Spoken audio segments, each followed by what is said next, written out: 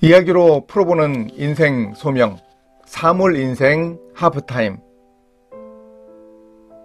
이미 우리는 이동 컴퓨터 역할을 하는 스마트폰을 넘어 사물 인터넷 시대를 살고 있습니다.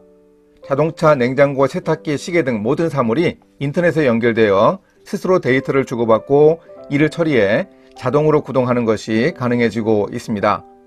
퇴근길에 종종 시험 운행을 하는 자율주행차를 보기도 합니다. 사물 인터넷의 시대에 같은 이름이지만 4가지 물을 다루는 사물을 생각해 보려고 합니다. 특히 하프타임의 시기에 생각해 볼 수 있는 4가지 물입니다.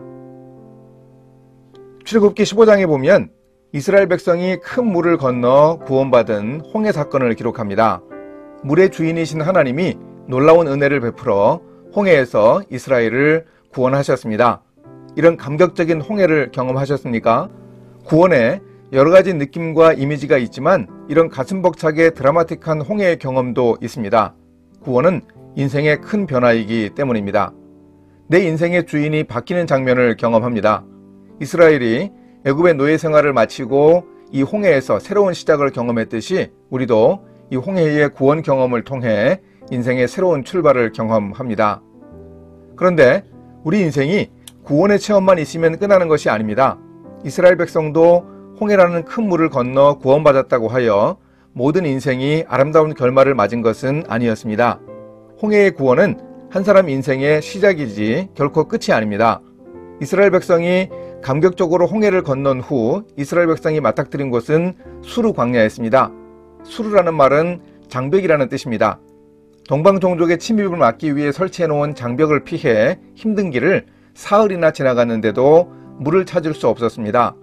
이스라엘이 경험한 2번째 물은 물이 아예 없는 극한 상황이었습니다. 인생에서 이런 수르 광야를 경험하십니까? 헤쳐나가기 힘든 장벽입니다. 살아나가기 위해 꼭 필요한 물이 없는 힘든 상황입니다. 그런데 이 수르 광야도 우리 인생길의 한 과정입니다. 한 가지 질문을 해볼 수 있습니다. 홍해에서 감격적 구원을 체험했고 하나님을 믿으며 살아가는데 왜 이런 어려움이 있는가 말입니다.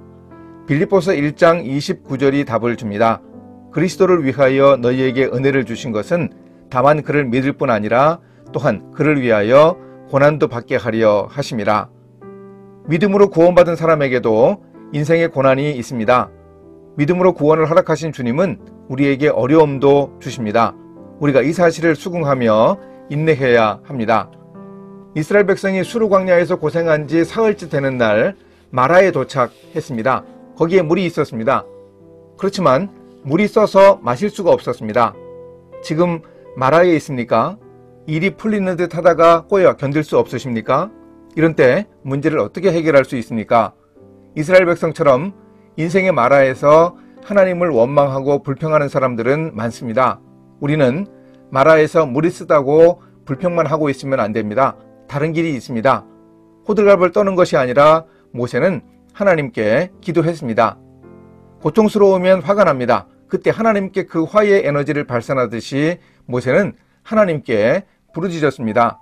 그때 하나님의 놀라운 치료의 은혜를 얻을 수 있었습니다. 여호와 라파, 치료의 하나님이 약속하셨습니다.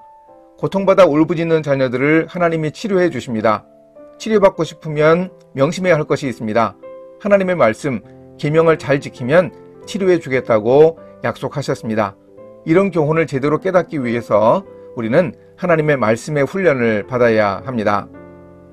성경에서 물은 구원의 물로도 묘사됩니다. 예수님은 수가성 여인과 만나셨을 때 영생하도록 솟아나는 샘물에 대해 말씀하셨습니다. 내가 주는 물을 마시는 자는 영원히 목마르지 아니하리니 내가 주는 물은 그 속에서 영생하도록 솟아나는 샘물이 되리라. 물을 얻는 것은 구원의 상징이고 영원한 삶을 가리켜 보여줍니다. 쓴물이 있던 마라를 지난 이스라엘 백성이 엘림에 도착했습니다. 그곳에는 물이 충분한 샘이 12개가 있었습니다. 그리고 종려나무가 70그루가 있었습니다. 10이나 70이라는 숫자는 충분하고 완전함을 상징합니다. 그곳 엘림에서 이스라엘 백성은 그야말로 충분히 잘 쉬었습니다. 인생에 어려움이 있지만 언제나 수르와 마라는 아닙니다. 하나님은 우리에게도 엘림의 복을 주십니다. 장차 임할 새하늘과 새 땅에서도 누릴 안식이지만 미리 그 안식을 맛볼 수 있는 엘림을 허락해 주십니다. 홍해와 수르와 마라를 치열하게 살아온 사람은 엘림에서 하나님이 주시는 은혜를 만끽할 수 있습니다. 엘림에서는 좀 게을러지고 좀 더 재미있게 시간 보낼 수도 있습니다. 한 해의 하프타임을 보내는 시기에 엘림을 누리며 새로운 힘을 얻을 수 있습니다.